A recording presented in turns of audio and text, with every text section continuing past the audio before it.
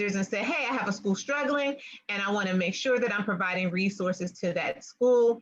And the funder said, hey, well, we had that's a great idea. So we're going to give you money to support a number of schools. And that's how the Positive School Center all came to fruition. And so I do want to mention before I go any further that this session will be recorded and we are doing it live on Facebook, just so you know. So if you want your cameras on, it's fine. If you want your cameras off, it's totally fine. You can close your camera because we know that some people, it's totally up to you.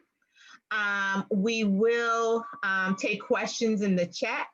So you can use the chat feature to ask any questions that you may have, make any comments that you may have, and so we'll pay attention to the chat as well. And again, it's going to be best to kind of look at this on like speaker view, real big on your screen, the person is talking. And so I think that will be a great experience for everyone. But as I said, the Positive School Center started about 5 years ago. We started with about 5 or 6 schools. And our goal was to make sure that each school kind of goes through our 5 foundational steps. And our 5 foundational steps with the Positive School Center is restorative and healing approaches, social emotional learning,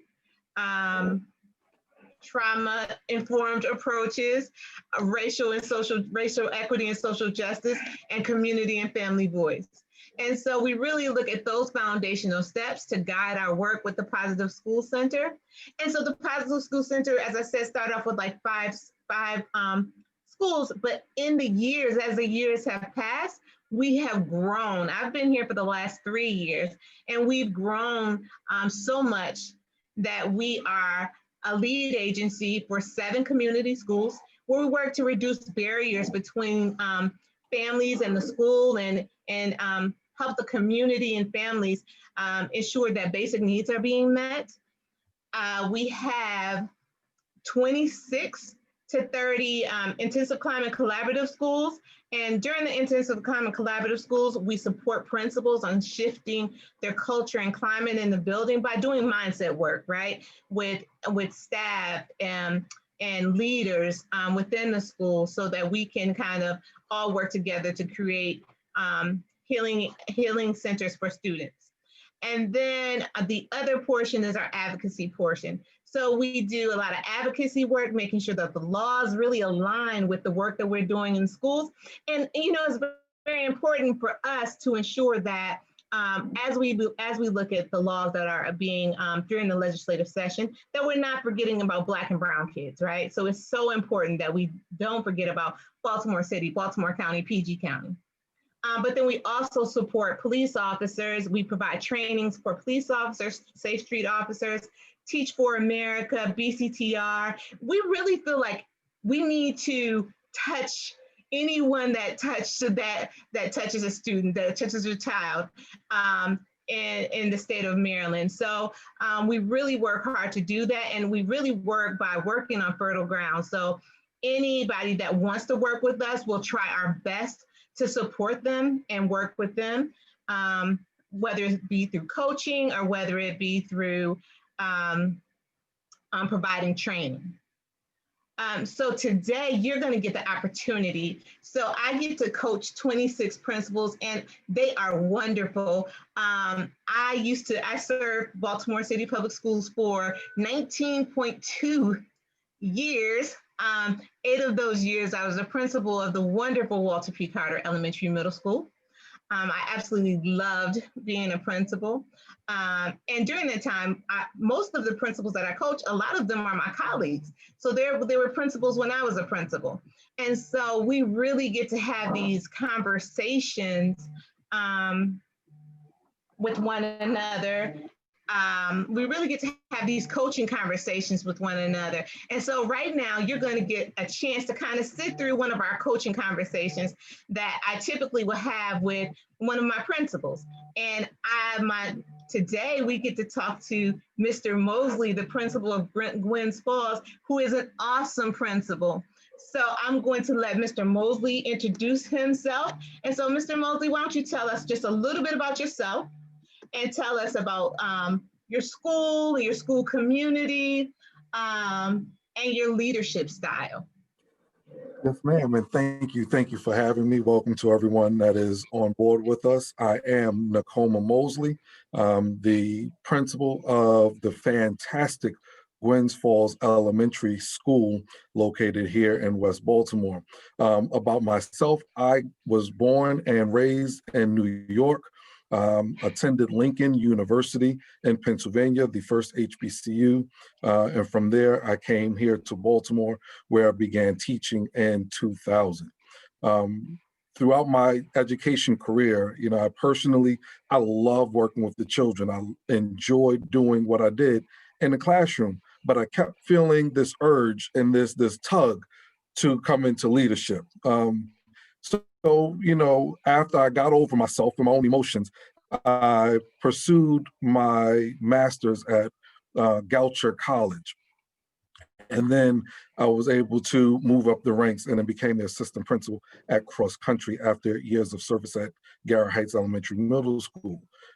After my time at Cross Country, I was then selected to be the principal here at the fantastic Gwynns Falls Elementary School. I'm also a member of Omega Psi Phi Fraternity Incorporated. Today is our Founders Day, so happy Founders Day to my brothers. Founders Day, Mr. Mosley. Thank you, ma'am. Gwynns Falls is a special place. It's located in West Baltimore in the Greater Mondawmin Coordinating Council, right on the corner of Gwynns Falls Parkway and Dukeland Street. We have a campus that is unlike most elementary schools in Baltimore City, where we are surrounded by grass, such that we were able to acquire an outdoor classroom and garden space. This is one of the many things that we utilize to encourage our students to see beyond the walls of their current situation. We are in West Baltimore, as I said, so we experience lots of trauma, and our students endure many challenges, but the challenges don't stop them. In our school, we have 291 students enrolled from pre-K through 5. Then we're also an arts integrated school, so we encourage the incorporation of arts in all content areas, in addition to being one of Baltimore City's schools for social emotional learning and restorative practices. So with that, we believe in building community. We believe in establishing a family-like environment so our students are comfortable coming in. We provide a number of resources from weekend backpack of non-perishable food items, book bags worth full of school supplies. We have meditation and mindfulness moments for our students. Also, we can work to reach the whole child. My leadership style is servant leader. I believe in serving. I believe in setting an example and modeling what I would like from my staff, my students, and my community members. But I also lead with a level of accountability. But whatever I expect of my school community, I am willing to do it. So if it takes cleaning a bathroom in a suit and tie, or stripping the floor to prepare for this opening of school, whatever it takes, that's me. Every year this year is very different because of the situation with the pandemic. And I'm really thinking about how I can pull it off this year. But every year for Christmas, I play my trumpet, not very well, but I play my trumpet for my students for our winter holiday program. And in the winter, in February for Black History Month, I put on a step show, and I try to bring in some other members of different organizations of the Divine Nine, and they talk about the history of their organization, college life, and then they do an exhibition show where they show our students the art of stepping. One of the reasons we do this is to encourage college and career readiness, giving them an opportunity now in elementary school to see what is possible in their future. So I believe I teach my students what they're doing from pre-K through 5 prepares them for middle school. And then what they do in middle school prepares them for high school. And likewise, what happens in high school prepares them for college and the global workforce. So that is my a quick glimpse of who I am and where I do at Gwynns Falls, just a small snapshot of it. So, Mr. Mosley, I'm so sad that I won't be able to be at that step show this year. You're not going to have it, because I'm sure some members of Delta Sigma Theta would have loved to be part of that step show with you. And yes. I would have been, I would have been out there, I think, not really, but I think I would have been out there, but I don't know. Yes, yes. And so it was great. When I came aboard in 3 years ago, Mr. Mosley was one of the principals that I kind of asked and said, hey, is this something that you would be interested in? Because again, the Positive School Center, we really found that it works well when principals really buy into our vision of how to create these holistic environments for students, right? And so Mr. Mosley was just all on board. So has working with the PSC changed how you view your leadership, and what do you focus on now? So how has this changed you as a leader, and what do you focus on now? So working with you and the Positive School Center has really fine-tuned my leadership style. I'm still all about being a servant leader, but now my direction is for the whole child and the essence of identifying the traumas that they experience. So, we went from being trauma informed to now being trauma responsive. We were learning about the traumas that they experienced, whether if it was a lack of resources or hardships in their home, or, being young children, but having to support their siblings or support their parents. In our neighborhood, we have, a fair amount of crime that the students experience. So we went from being just trauma informed, just having the knowledge of what our children are dealing with, to being trauma responsive. So working with you in the Positive School Center and the coaches has really allowed us to focus on the child themselves while the adults are addressing their own issues. So we also had to realize, we're carrying our own baggage, if you will. So we're coming into our respective classrooms or offices having dealt with certain issues, and first, identifying our self-awareness and seeing what it is about us that we need to address in order to help our students. The other thing that, amazingly, as an African-American male, I never really saw leadership with the idea and ideals of race and equity. It was just, I live who I am.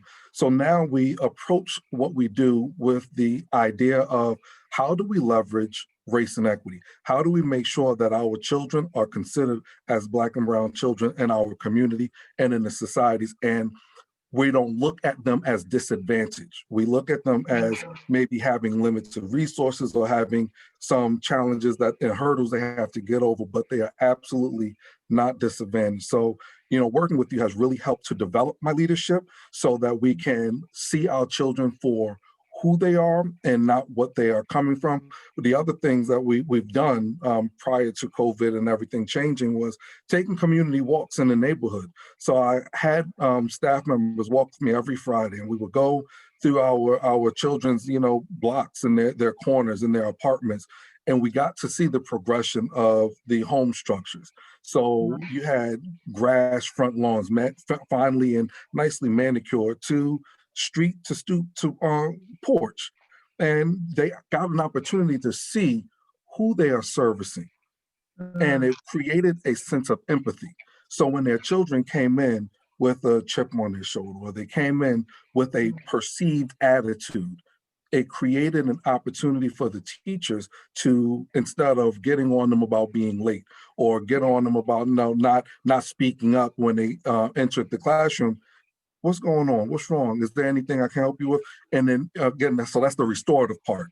It allowed us to redevelop the ideal of our community where our teachers saw their children differently. And likewise, me as an administrator, my assistant principal, was able to interact with our staff differently because, again, understanding what they're bringing to us. So one of the things with the Positive School Center is not only the race and equity and understanding the socially engineered trauma that our children are experiencing. Yes, ma'am. It's how do we cultivate an instructional environment that is holistic for the child in the midst of all that they are experiencing and all that they don't know is happening, but still allow them to thrive. So this is one of the things, I mean, my eyes have become open through the supports and the coaching of the center. Oh my goodness. So like, I, you just don't know, the inside is like, oh my goodness, did you? I am so excited because, you know, once we start understanding, we move beyond individual, the micro perspective of just individual trauma, and we start going out a little bit to community adverse experiences. And I think that walk that you took with you, and then we go to that broader piece of like socially engineered trauma, it gives us it gives us things to look through, so we're not problematizing each person in the community, and we're not problematizing the children and the families, that we're really looking at like what's going on. And as you said, we're moving to more of like a healing approach. And I think in the beginning of the year, we started talking about using healing-centered engagement as a way to kind of support everyone. Because, you know, at the Positive School Center, we really work with adults to shift those mindsets, right? And that's so important. And you've really been working with your staff and kind of, even when we're not there, consistently pushing their ideas to shift their mindsets. So what makes the Positive School Center different from other school climate interventions you have been a part of? Because Mr. Mosley, you are a site for Baltimore City, intensive learning site for social emotional learning, which you are doing a great job. And you had an opportunity to touch different programs that have entered in the city, because a lot of programs, as a principal, I remember, people come in, they're like, oh, we have this program, we want to sell you, we want to do it your school. But what makes working with the Positive School Center just a little bit different from other programs that you have partnered with? You just said it a moment ago. You work with everyone. You come in, you do the, and this is you and your team, you coach the principals. So we have a direction and a path in which we need to take in order to support our staff. But you also work with the staff, and then you perform different assessments and observations that will support the students. And you're not the team that will come into a school and is, oh no, we're not going to deal with the students because we're focused on the adults. You are thoroughly immersed in what you do with the school community. And I say that holistically. You work with the school community, where many other organizations, they may work with just the principals, or they'll work with the teachers, or they'll focus on the parents.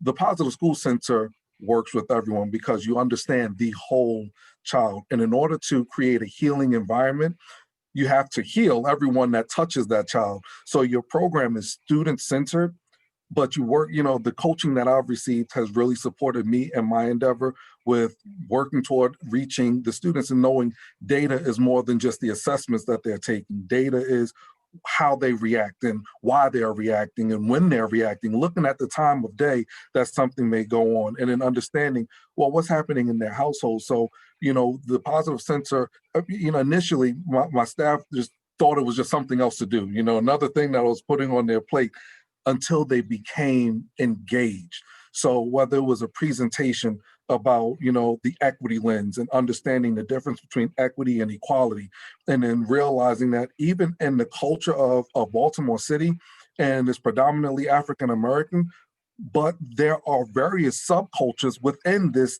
context of our city. So opening our eyes to this caveat, and even for my teachers that are Baltimore residents, realizing like West Baltimore and East Baltimore are totally different worlds, you know. And right in my neighborhood of West Baltimore, you have our school that's sitting right on Gwynns Falls and Dukeland, but down the street is another school, and they're different cultures. So allowing everyone to see that, but it was through the work of the Positive School Center, through the engaging sessions, and then there's the mindfulness, even of staff. You know, everyone is uptight and everyone is ready to go, and I have so many things to do, and I don't have time to sit still and breathe. So some of the coaching has allowed our staff members to close their eyes and to experience a safe place and become vulnerable. So one of the biggest things was the vulnerability that my staff and allowed themselves to express and to show. So seeing staff members laying across the floor, within a foot of you, again, pre-COVID, because you can't do that now, right?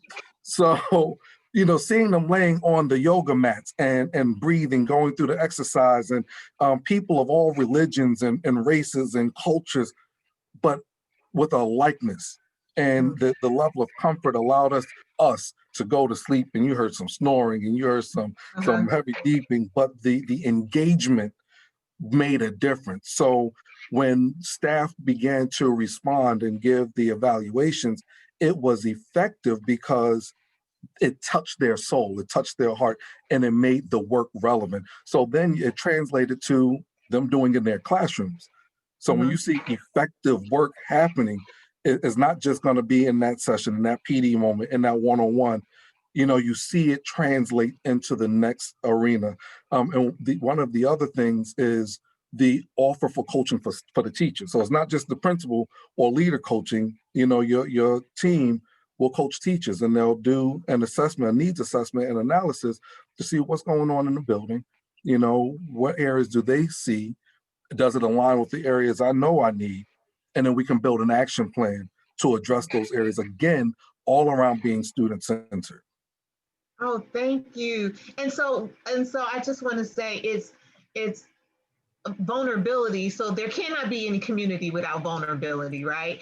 And so it and your staff was just so open to that notion initially. I'm not going to say they were 100% initially, but we've gotten them to the point where they're so open to be very vulnerability, because that's going to breed that empathy that we want them to show students and families, and that's so very important. And there's some key terms that you kind of mentioned throughout this. You were saying restorative, so your staff has gone through restorative practice training, mindfulness training, virtues training, meaning the language that we use to pull out the great things that are in students. So your staff has gone through all that. We've gone through coaching. So there's so many things that we've done with you and your staff, and we've enjoyed it the whole way, because like I said, your staff is just so open to it.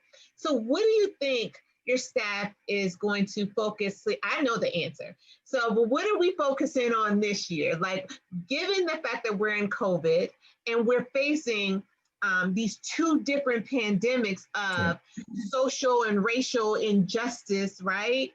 And COVID, and some schools are opening and some schools are not opening. So where are we focusing right now with your staff? So, there are so many layers to that. Number one, it's all around making sure that the students feel comfortable and welcomed to learn in a virtual setting. This is brand new for everyone. So just getting beyond the anxiety of working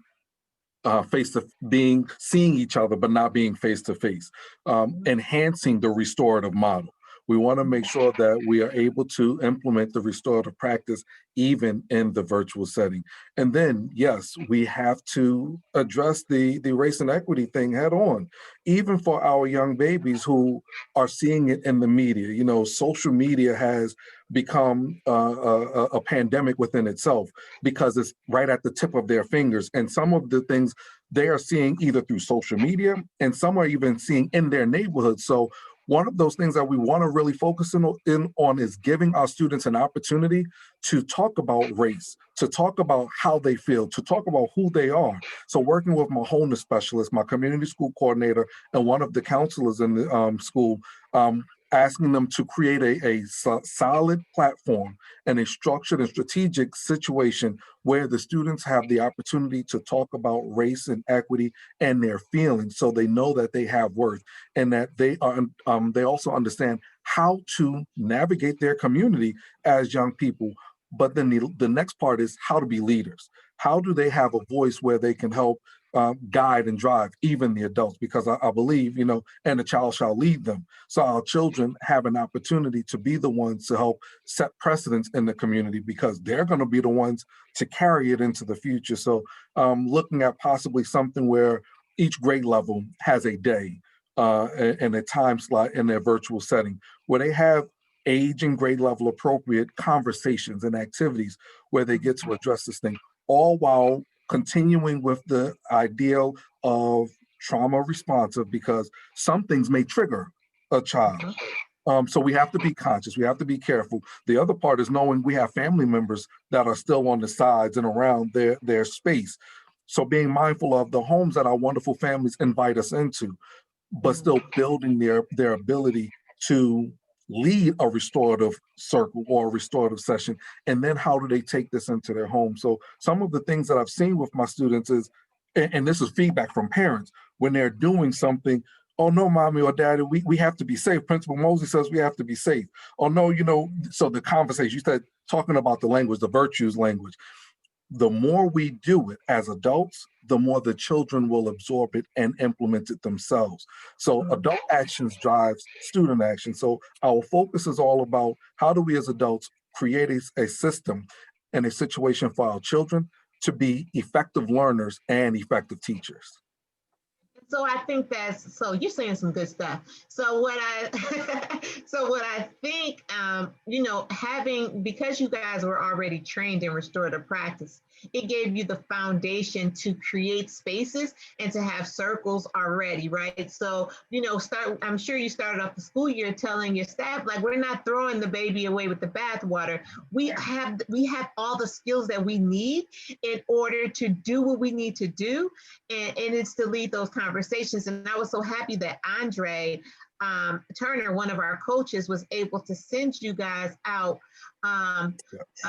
questions or restorative stems that were very asset based, that allowed students to start engaging in those conversations on race, but really having them highlight things that they loved about themselves too, right? Yes. And being able to, and so at a young age, being able to establish your racial identity of, I'm a Black woman or I'm a Black girl, and be okay with it, and be able to identify some excellence that goes along with it. I think that's so valuable. You guys are doing some amazing work.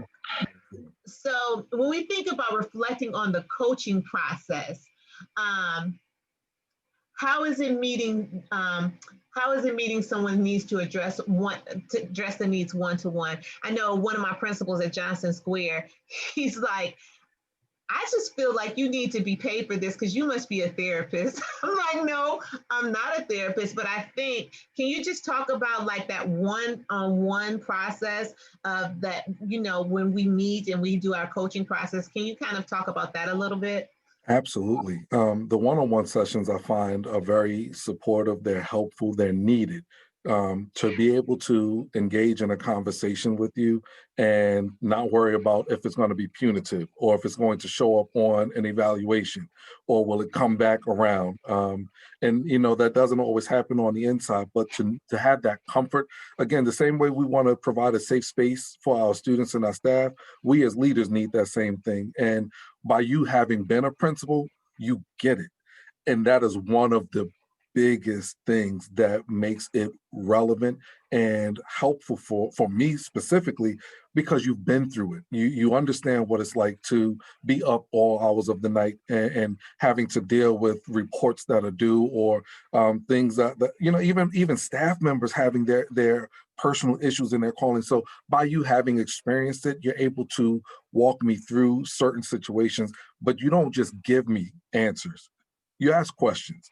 You prompt, and you provoke, and you pull in conversation. So it's a thinking moment, and it allows me to be reflective of my practices, reflective of decisions that have been made, good, bad, or indifferent, and then able to approach it again, but all with a level of accountability. At the same time, you're an accountability partner. So I'll share personal goals with you, like, hey, I want to become active. I need to move around a little bit more. So periodically you'll shoot a text, say, hey, Mosley, what are you doing to, reach your goal? But at the same time, we're saying, hey, Mosley, did you respond to the team to get these deliverables in? So the level of one-on-one coaching that takes place is really helpful. Again, it allowed many of us to see that data is beyond assessments and numbers. Data is, everything that is involved in the life of the students and in the seams of the school, so that we can look at every aspect and every incident and every event and really create a plan of action to address it and continue to further assess it. So that's one of the things that your one-on-one coaching has done. And again, you coming around and making sure everything is good, but also being open to others. And that has been really, really beneficial for me. And in 5 years, I'm going to 5 years now. So it has really helped lighten the workload. Yeah, thank you so very much. And so you keep talking about this data piece. And so what we found, in something that you've highlighted twice, is that there's a story behind the data, right? So we have to not only look at our students and not even our students, but our students and our staff, because they all come in with this story behind it. And so how do we triage that? How do we make sure that we're meeting the needs of that? And I think that another thing that you described so perfectly was this notion, we always talk about restorative practice. I want to do restorative practice. I want to do that. And so what the PSC, I think, is really good at is being very restorative in the way we interact with people and when we interact with leaders, because that's that sweet spot between that accountability and still that nurturing piece, right? So, and we kind of push you all to kind of find your sweet spot, because restorative practices is not, you can probably say it with me, it's not who you do, it's not what you do, it's actually who you are. Yes. We are restorative in just how we lead. Yes. And how we do things.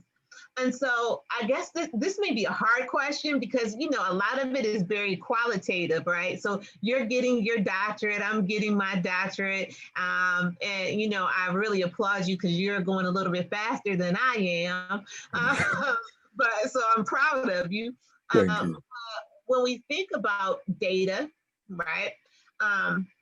And the effectiveness of a program. So when you start looking at different programs in your building or different programs you've interacted with throughout the years, how do you, even as an assistant principal, because I know that even as I was an assistant principal, I can still really assess the programs that were in the building, whether I was the principal or assistant principal. But how do you know that the work that we're doing at the Positive School Center is successful, right, for you and your staff? Absolutely. So, yes, you're right. It is more of a qualitative. And, if you wanted to get technical, you can pull in a mixed analysis with it. But we look at the start of the year and even looking at historic data. So if we look at office referrals or suspensions, and we look at staff response to students, and we understand who staff are, it's not what you do, it's who you are. So we look at how we implement the practices and how we interact and engage with each other and our students, and we monitor the progression, any changes, any adjustments, and we hear feedback from parents and students themselves. One of the most beneficial or gold nugget pieces of information is the word of a student. When you can interview or survey and sit with a child and let them talk, and you will get so much information. So, I personally will have lunch bunches with students on particular days, or, just walking in the cafeteria and sitting at the table or interacting with them. So I'm hearing their celebrations and I'm hearing their concerns. But I also get to monitor the implementation of restorative practice. And we use all of the assessment tools. We use our surveys and the forms to track who's doing it and how the frequency and everything. But you also look at the level of implementation. Are the teachers leading it? Are they directing the circles and the sessions? Or is it teacher or adult facilitated and student led? So when I do my circles throughout the school, I'm listening, and this is first thing in the morning. So this is once we finish the opening, you know, walking the building. Granted, when we're in the building, I'm walking and I'm assessing who's doing what.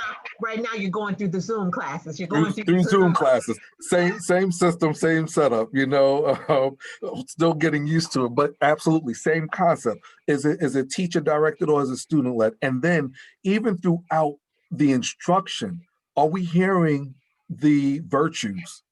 Are teachers using virtuous language? And we do, after the virtues training, we do a virtual week. We push it out during our Global Connect on Sunday, and we embed it within our morning affirmation every morning. And we're using the Virtues Project cards. So we read it to the students, and then we watch and listen to teachers incorporating it, not just on a slideshow during restorative, but within the lesson. And that makes my heart so glad. So when we're monitoring and we're tracking data, it is very qualitative. But then you look at the quantitative piece where you see the number of office referrals get reduced, the number of suspensions get reduced, the you know, attendance is increased because students feel good. Parents feel confident about sending their students to school. So these are some of the things that we use to track our data and ensuring that the programs that we are bringing into the school are working for us. Otherwise, it's going to be pointless. And it is work. It's a feel-good work, but it's work nonetheless. So we have to make sure that the work that we're doing is actually working for our school community. That's great. And so what I want you to do is, I know you have a number of them, but can you just tell me what is one of your greatest school climate related successes? So like, just kind of think back on like, you know, before March 12th. I really hate that we use March 12th as the date because that's my birthday, and everybody uses it as like a doomsday. That's when the world kind of shifted. But whether it's whether you're in school or whether you are virtual, like what would you think is your one greatest climate related success? Wow. You know, thinking of we can look at adults, right? And again, I believe that the actions of adults dictate and drive the actions of our students. So when my teachers began to understand through the training and coaching from your staff that they are, you know, yelling teachers in recovery, and they were they the growth mindset. That's it, the growth mindset, where our staff began to self-evaluate and self-assess some of the practices that they had done pre-Positive School Center and the impact that it would make on their students and the feeling that they received when they began to identify, wow. So even, you know, this is a progressive thing. If they resorted back to fussing or being stern and not as restorative or using their virtuous language, and they saw the impact that they caused on the students, the trauma that they're causing, and they are able to reflect, and an adult, a teacher, can tell a child, I apologize. Mm, That mm, right there, that that right right there there. That right is there. is is major when we as adults can like just own it before our children. And again, we talked Yes. about the vulnerability. So when our children see their teachers apologizing for their actions that have caused them harm, we then move into that healing centered environment. And then we have a community where it's all right to make mistakes and I accept it because you're going to own it. And I'm guilty. Like my one like experience, and I was dealing with a child that was pushing my envelope just a little too much. And Principal Mosley, like he went there, and I what I call, I barked at this child. I raised my voice, and my deep voice bellowed at him. And one of my other scholars, one of little baby girl sitting off to the side, she looked at me with fear. And it took me to the movie Monsters Inc., where Sully was in the scream simulator and he screamed at the simulation, and little Boo was off in the side and she was Like she was done with him. So that was my personal experience. I was Sully and she was Boo. And it took me a full week to regain her trust and her comfort with me. But, Yeah. you know, those experiences when we as adults can say, I was wrong. I apologize. Do you accept my apology? Do you forgive me? And then even accepting if a child at that moment is not able to say yes because they're seeing it and they're experiencing it in some cases so Mhm. often. So one of the biggest cultural successes for me is when I can see my adults using virtuous language genuinely. They're being reflective in their restorative nature because it's who they are and it's becoming who they are. And then when they say, I'm using this at home, Mm. Yes, yes, yes. right?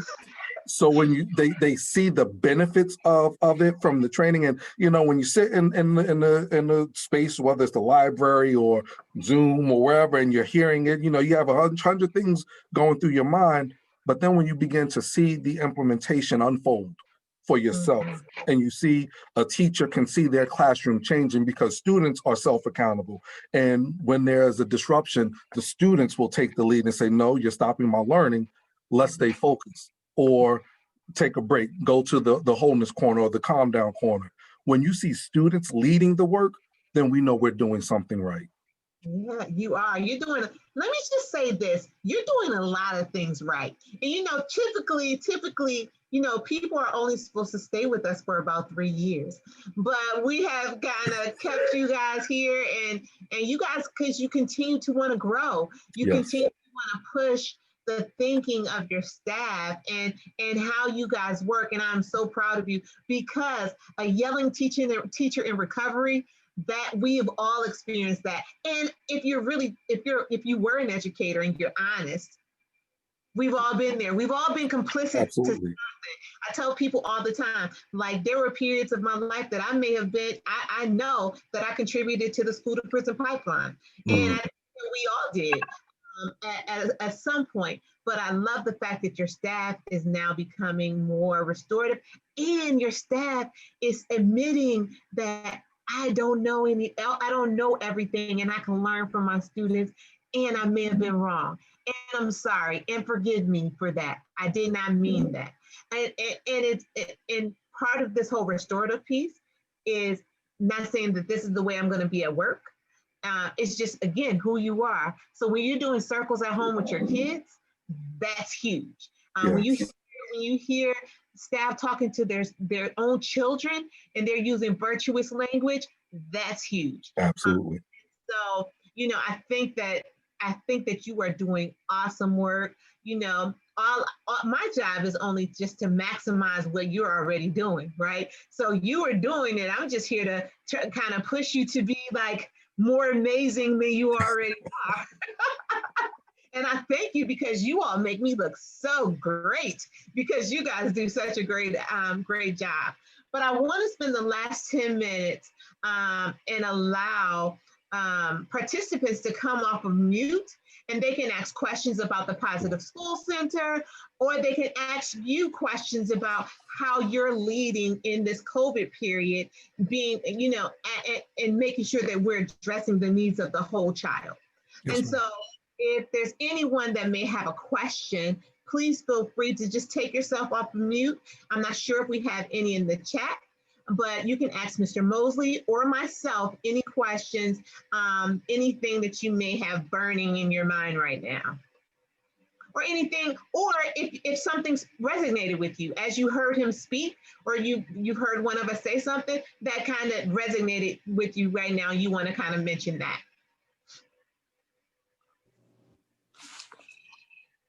So I have a question of this amazing principal. Yes, This is Mr. Paul. Hey, a heart of the school winner. I mean, the man who does rap songs. I don't know everything you do, but what is it that we can do in the community to support your teachers and you? Wow. What can we really do? You know, one of the things that I've shared with others is getting out the message that our teachers are persevering as well. You know, many community members think that teachers are just sitting at computers and pushing out work, or, you know, like they're not doing anything. But many of our teachers are parents as well as teaching 20 plus children. So helping to get out the message that, you know, we want to support our teachers and give them grace. You know, we just experienced Principals Appreciation Month, you know, and having moments where teachers get a special shout out, or something that, even if it's a teacher per school, just something that will give them the opportunity to feel appreciated, because they are, you know, I liken education to first responders. Our jobs are just as traumatic. Our jobs are just as burdensome. And sometimes our jobs are just as dangerous when we're dealing with members of the community and the society as we know it. So getting the you know, opportunities for teachers to continue to feel appreciated and supported. One of the other things, you know, I just finished talking with someone and saying, if we had the opportunity, and I know this is not for you, Mr. Wallman, but, you know, just again, the nature of prioritizing the education field. If we looked at teachers the way we look at our athletes, and Uh-huh. revered our educators the way we revere our athletes, and even paid our educators a fraction of what we pay our athletes, imagine how much more we would get out of the individuals that's extending themselves uh, beyond what they can possibly extend. And teaching is not a 9 to 5.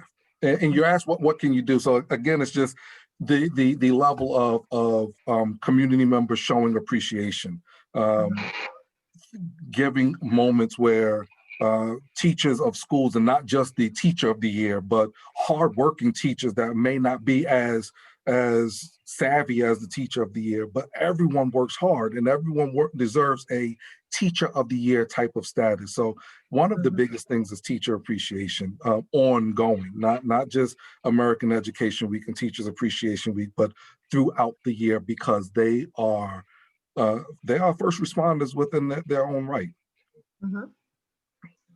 And I think part of that too, what we've decided and what we have been doing is providing each school with self-care sessions. One of our coaches has been going in and providing trainings and support for teachers on self-care to provide them with tools, right? Because you don't know what you don't know. And so sometimes you're there and you just don't have the tools to just just leave your job, it leave your work, because work and home, there's no division, right? You're there working all day long, and how do you create that balance?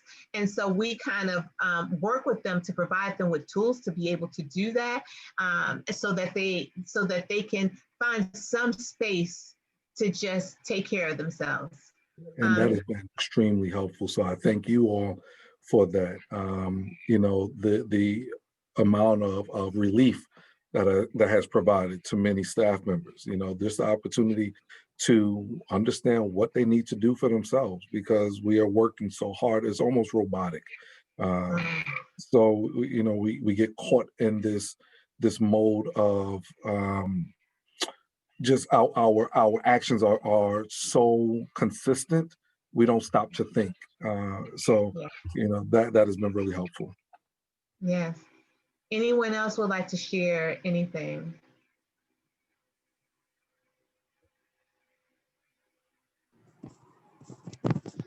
Hello. I do have a quick question for you guys. I'm actually in Central Texas, and I am working on trying to create a community garden within the school that I'm working with currently. Mhm. I also would like to not only make it a community garden, but also make it as a outdoor classroom as well, so that the school can utilize it.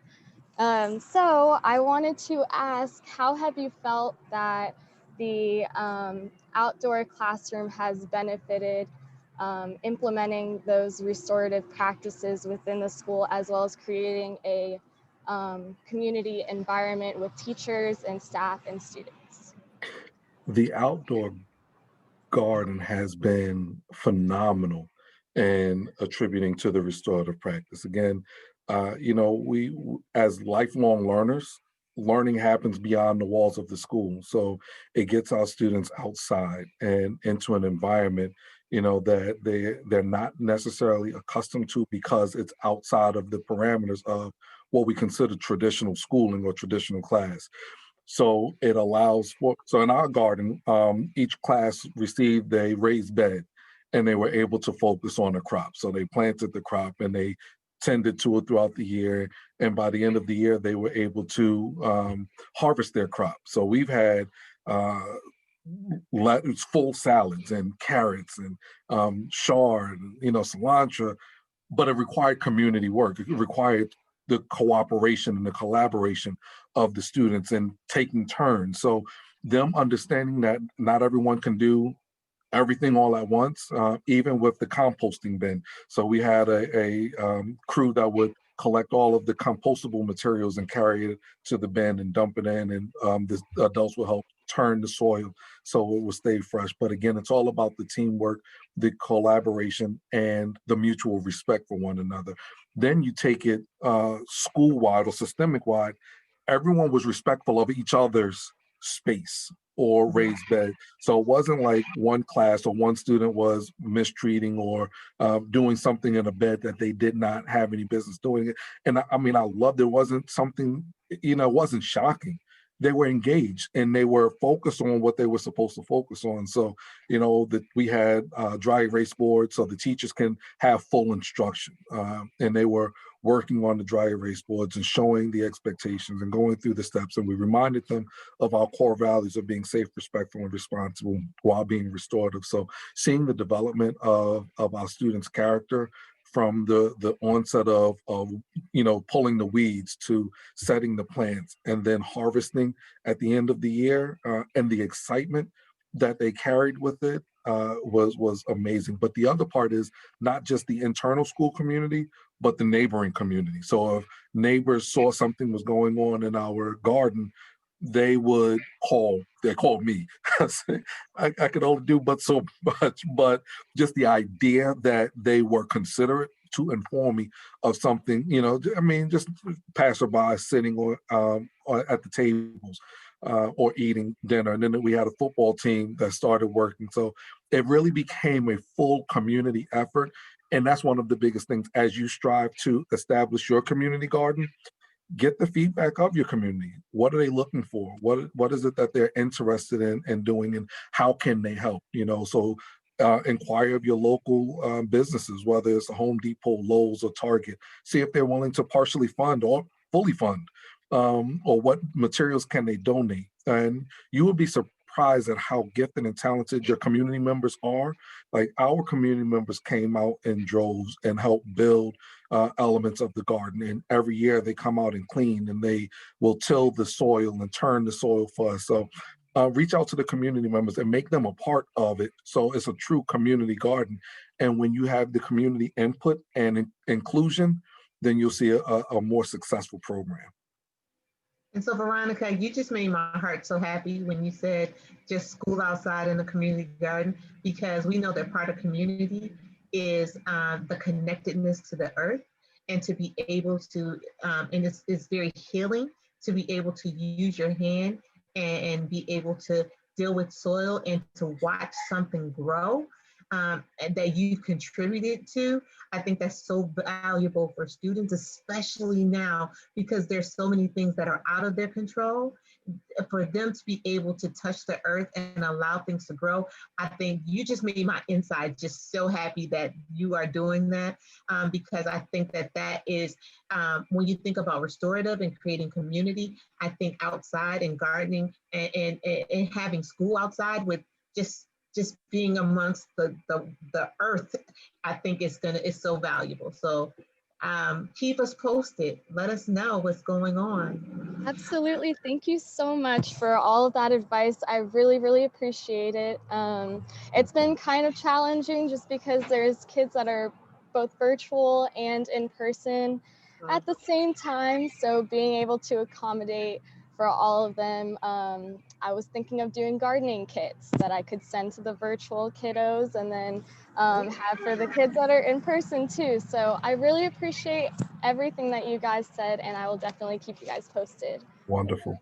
Another idea for that, especially with virtual, and again, us being arts integrated, we created a art competition for the students to design what they wanted in the garden or how they wanted the garden to look. So with them designing what they had in mind, then I had my environmental club kind of narrow everything down and pull it together. Well, then I pushed them to do the research on what plants should go in this garden.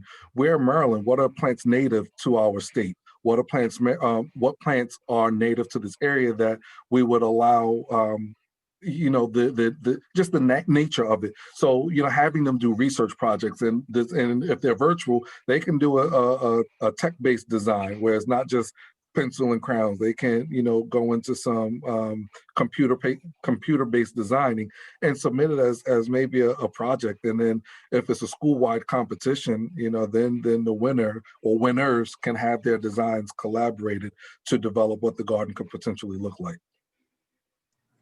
That is a great idea. I appreciate that so much. The school I'm working at is actually a fine arts school as well. So that Awesome. is perfect. Thank you so much.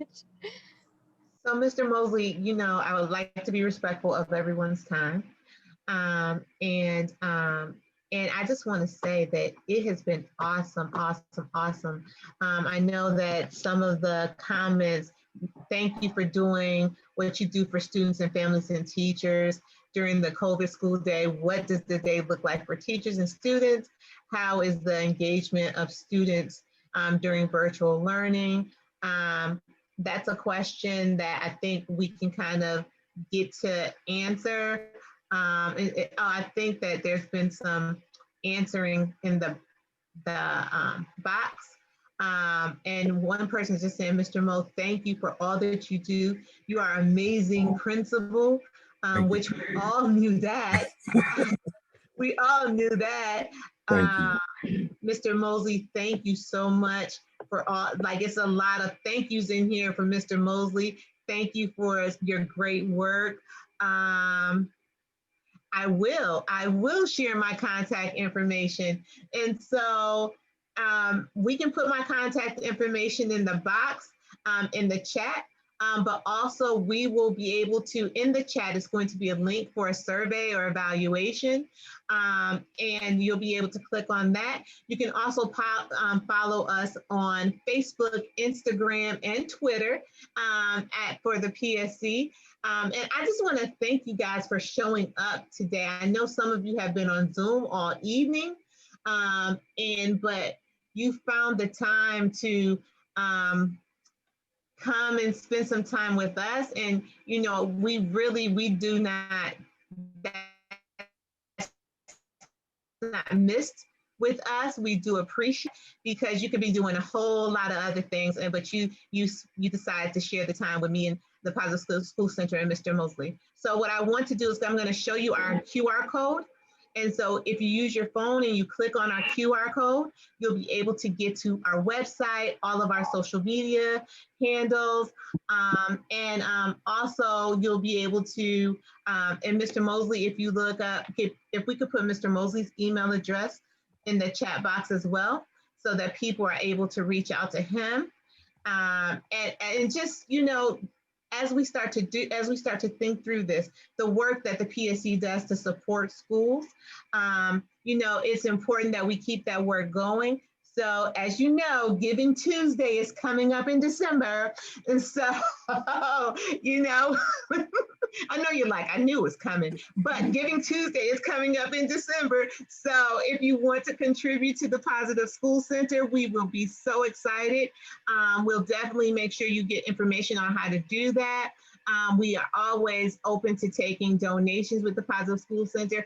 Although we are housed within the University of Maryland, the Positive School Center operates solely on individual donors, which some are actually on this line right here, and through grants. And so in order for us to provide great service for schools, we have to make sure that we have the funding needed to to do that. And so we appreciate any amount of a gift or donation, because it essentially goes back to the schools, because Mr. Mosley and other principals, they don't pay us to work with them. We actually go out and find grants so that we can work with them without providing them with any burden to have to pay us to do the work. They only have to pay us like a $1,500 like membership fee, which if you know anything about trainings, you know that that's not even paying for a full training.